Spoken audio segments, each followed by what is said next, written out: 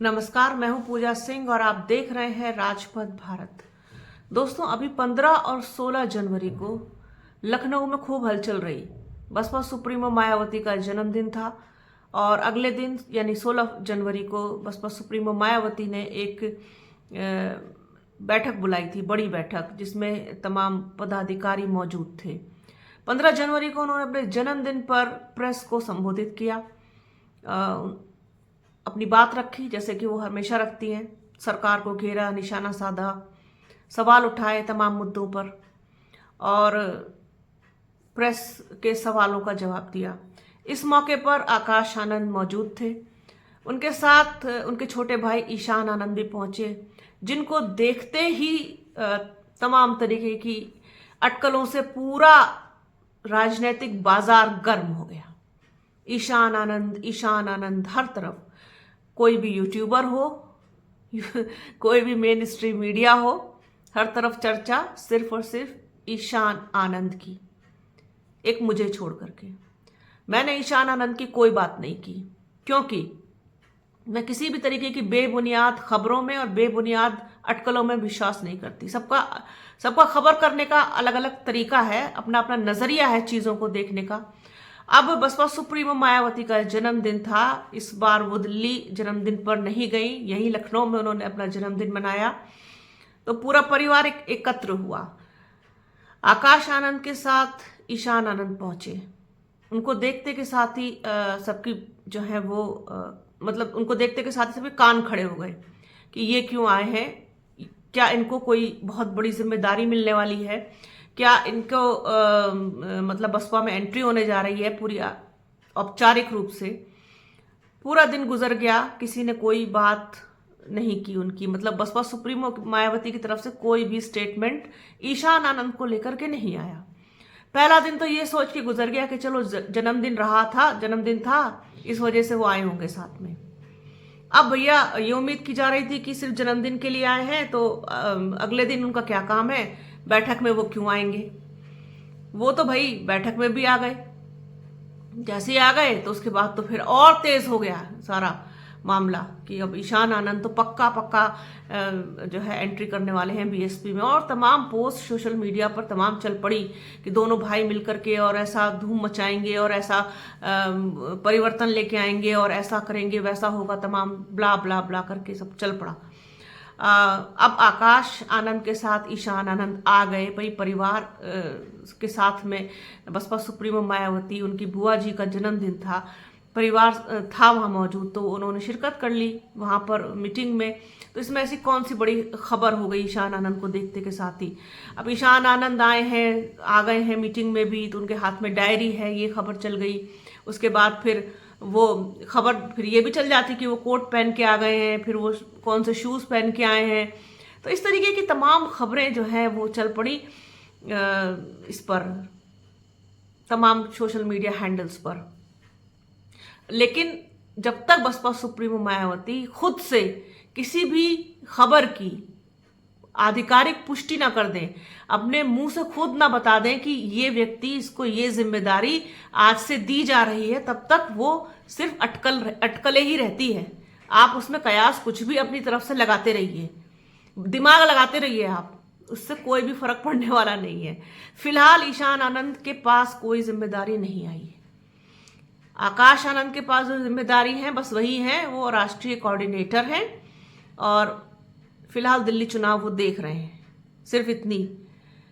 वैसे भी बसपा सुप्रीमो मायावती के जो फैसले होते हैं वो बहुत निजी होते हैं, वो किसी तरीके से वो उसको ओपन नहीं करती हैं। जब करना होता है तब वो सबको बुलाती हैं, इकट्ठा करती हैं, प्रेस को भी बुलाती हैं और फिर बता देती हैं कि भाई ये व्यक्ति अब आज से बसपा में ये है और इसको ये जिम्मेदारी दी जा रही है। तो ये जो एक बड़ा दिलचस्प मैटर, मैं तो सिर्फ देख रही थी कि ये चल क्या रहा है। अगर कुछ होता तो हम भी खबर करते, हम भी कुछ बोलते, फिर उस तरीके से उसको लेकर के आते कि भाई आकाश और ईशान मिलकर के बीएसपी के लिए कुछ अच्छा करने जा रहे हैं। अभी कुछ ऐसा है नहीं, अभी बहुत फ्री हैंड होकर के आकाश आनंद ही काम नहीं कर पा रहे हैं।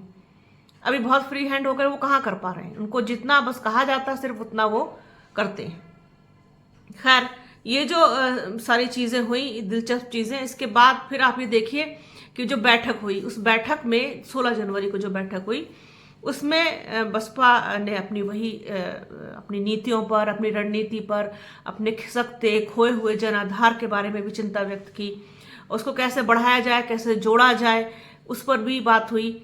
अब उन्होंने, बसपा सुप्रीमो मायावती ने अपने पार्टी के नेताओं को निर्देश दिया है कि पुलिसिया जुल्म ज्यादती के खिलाफ आवाज उठाएं और लोगों को बीएसपी में जोड़ें। अब बीएसपी ने ये एक नया तरीका निकाला है कि लोगों को जोड़ने का, लोगों से जुड़ने का, कि जो जुल्म और ज्यादतियां पुलिस की तरफ से लोगों पर हो रही हैं, जैसे कि आपने देखा अभी आपका जौनपुर में जो मामला हुआ कि किस तरीके से वहां पर लोगों को सताया गया पुलिस की तरफ से, और तमाम और जगहों पर खबरें निकल करके आती हैं, तो लोग परेशान हैं। तो इसी को ध्यान में रखते हुए, इस पर ध्यान केंद्रित करते हुए बीएसपी ने ये लोगों को जोड़ने का एक, वो कह सकते हैं आप, एक नया तरीका निकाला है कि जो पुलिस की जुल्म और ज्यादती के से सताए हुए लोग हैं उसके खिलाफ आवाज उठाएं बीएसपी के लोग और जनाधार को जोड़ने का काम करें। अब इस पर अमल कितनी शिद्दत के साथ होता है, क्योंकि बसपा सुप्रीमो मायावती ने आदेश दिया, निर्देश दिया, आकाश आनंद तक फॉरवर्ड हुआ, फिर नीचे भी इंप्लीमेंट होगा, लेकिन जो सबसे नीचे, जब ग्राउंड लेवल पर, ग्राउंड रूट पर इंप्लीमेंट होने की बात आती है, तब गड़बड़ी वहां पर होती है। उसको मॉनिटर करने की ज्यादा जरूरत है कि जो ऑर्डर्स मिले हैं, जो करने को कहा गया है, वो कितना शिद्दत के साथ इंप्लीमेंट हो रहा है, ये चीज है। दूसरी चीज ये है कि खोए हुए सियासी जनाधार को वापस जोड़ने के लिए कानून व्यवस्था को मुद्दा बनाने की रणनीति बनाई गई है, जिसकी हरी झंडी बसपा सुप्रीमो मायावती ने खुद दी है। इसके बाद आकाश आनंद ने ट्वीट करके कहा कि बसपा से जुड़िए और सुरक्षित रहिए। उत्तर प्रदेश की सियासत में बसपा अपने खोए हुए सियासी जनाधार को वापस लाने के लिए हर संभव कोशिश में जुटी है। ये कबूल अहमद है, सीनियर जर्नलिस्ट, उनका एनालिसिस है, मैं आप लोगों के साथ शेयर कर रही हूँ। बसपा सुप्रीमो मायावती ने गुरुवार को उत्तर प्रदेश बसपा के जिला संगठन से जुड़े हुए लोगों के साथ बैठक की, जिसमें पार्टी संगठन के कार्यों की समीक्षा की। इस दौरान कार्यकर्ताओं को खूब सूबे की बिगड़ती कानून व्यवस्था पर आवाज उठाने के दिशा निर्देश भी दिए। मायावती की बैठक के बाद आकाश आनंद ने बड़ा हमला बोला। आकाश ने अपने सोशल मीडिया पोस्ट पर कहा कि बसपा से जुड़िए और सुरक्षित रहिए। इस तरह से आकाश आनंद ने सीधे तौर पर संदेश देने की कवायद बसपा से जुड़ने पर ही सुरक्षित रह सकते हैं कर दी है। माना जा रहा है कि उन्होंने सीधे तौर पर दलित समाज को बड़ा संदेश दिया है। जी हाँ, आकाश आनंद का ये जो ट्वीट है, ये जो एक्स पर पोस्ट है जो उन्होंने लिखी है, आप लोग देख सकते हैं जाकर के, आप लोगों ने, तमाम लोगों ने देख भी ली होगी, क्योंकि आकाश आनंद को लगभग हर व्यक्ति फॉलो करता है, चाहे वो किसी भी पार्टी का हो, आकाश आनंद को जरूर फॉलो करते हैं। तो आपने देख ली होगी कि किस तरीके से उन्होंने लिखा है। तो ये एक बड़ा मैसेज देने का काम किया है, और ये मैसेज दूर तक जाएगा भी। बसपा से जुड़िए और सुरक्षित रहिए, यानी कि सुरक्षा की गारंटी बसपा के साथ जुड़ने से। बसपा सुप्रीमो मायावती ने लखनऊ के मॉल एवेन्यू स्थित पार्टी कार्यालय में वरिष्ठ पदाधिकारियों, सभी जिला अध्यक्षों और अन्य जिम्मेदार लोगों के साथ बैठक की। इस दौरान यूपी के कानून व्यवस्था पर मायावती ने जिला यूनिट को कड़ा संदेश दिया। पिछले दिनों उन्होंने जिला यूनिट से फीडबैक मिला था कि सरकारी तंत्र के जुल्म ज्यादती से लोग परेशान हैं। बसपा सुप्रीमो ने पार्टी नेताओं को निर्देश दिया कि पुलिसिया जुल्म ज्यादती के खिलाफ आवाज उठाएं और लोगों को बीएसपी में जोड़ें। बसपा अपने खोए हुए सियासी जनाधार को वापस जोड़ने के लिए अब कानून व्यवस्था का मुद्दा बनाने की रणनीति बना चुकी है, जिसकी हरी झंडी बसपा सुप्रीमो मायावती ने दे दी है। तो ये है पूरा मामला।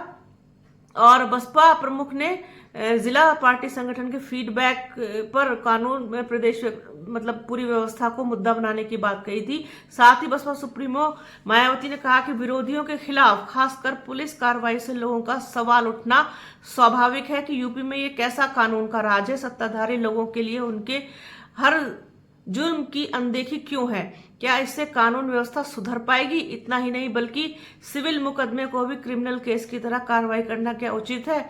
इसका राज्य सरकार को जरूर समुचित संज्ञान लेना चाहिए, क्योंकि इसके विरुद्ध सुप्रीम कोर्ट को भी संज्ञान लेना पड़ा है। जिला प्रशासन और पुलिस का रवैया ज्यादातर मामलों में राजनीतिक, सांप्रदायिक और जातिवादी द्वेष से ही किया जा रहा है। यह सब भाजपा की नीति के तहत वोट की राजनीति के लिए सरकारी मशीनरी और पुलिस का अनुचित इस्तेमाल किया जा रहा है। बसपा सुप्रीमो मायावती ने कहा कि देश में दलित, आदिवासी, पिछड़े वर्ग और धार्मिक अल्पसंख्यक, खासकर मुस्लिम समाज के प्रति बीजेपी, कांग्रेस का जातिवादी और सांप्रदायिक रवैया नहीं बदला है। इन समाज के लिए बसपा ने ईमानदारी से काम किया है। बसपा ने 4 बार सरकार बनाई और सभी वर्ग के लिए बिना भेदभाव के काम किया। बसपा ने तन, मन और धन से कमर कस के विधानसभा चुनाव की तैयारियों में जुट जाने का भी दिशा निर्देश दिया, यानी कि जो उत्तर प्रदेश में 2027 में विधानसभा का चुनाव होने वाले हैं, उसको लेकर के भी बसपा सुप्रीमो ने कड़ी चेतावनी के साथ निर्देश दिए हैं कि उसकी तैयारी में अभी से जुट जाइए। ये बात तो सभी लोग कहते हैं। जो लोग बसपा के समर्थक और वोटर ना भी हों, वो भी कहते हैं कि जब बसपा सुप्रीमो मायावती की सरकार थी, बिल्कुल पूर्ण बहुमत वाली 2007 से 12 वाली, उस समय कानून की जो स्थिति थी, कानून व्यवस्था की जो स्थिति थी, वो बहुत बहुत बेहतर थी। कम से कम थानों में अफसर बैठे हुए मिलते थे, अपने मुख्यालयों में अफसर बैठे हुए मिलते थे, अपने ऑफिस में बैठे हुए मिलते थे। कम से कम जनता जाकर के मिल सकती थी, अपनी एप्लीकेशन, अपनी परेशानियां बता सकती थी, लोग सुनते थे, कार्रवाई भी होती थी। तो वो उस वक्त को आज भी लोग याद करते हैं। जो पुलिस ने अपना रवैया ढंग बदला है पिछले 10 सालों में, उससे तो वास्तव में इस वक्त हर आदमी त्रस्त है। तो वही चीज उठाई है बसपा सुप्रीमो मायावती ने और आकाश आनंद ने कि बसपा से जुड़िए, सुरक्षित रहिए। एक मैसेज, बड़ा मैसेज आकाश आनंद की तरफ से। तो ये एक बहुत जरूरी और बहुत इंपॉर्टेंट बात मुझे लगी कि आप लोगों के साथ इसको शेयर करना चाहिए। तो बने रहिए हमारे चैनल के साथ। हमारे चैनल को लाइक कीजिए, शेयर कीजिए, सब्सक्राइब कीजिए, बेल आइकन घंटी जैसी आकृति जरूर दबाइएगा, जिससे कि आने वाले वीडियो का नोटिफिकेशन आपको मिल सके। वीडियो को प्लीज पूरा देखिएगा, ज्यादा से ज्यादा शेयर कीजिएगा। अपना और अपनों का बहुत ख्याल रखिए। जल्द मिलूंगी आपसे एक नए वीडियो में, एक नए मुद्दे के साथ, एक नई चर्चा में। तब तक के लिए जय हिंद।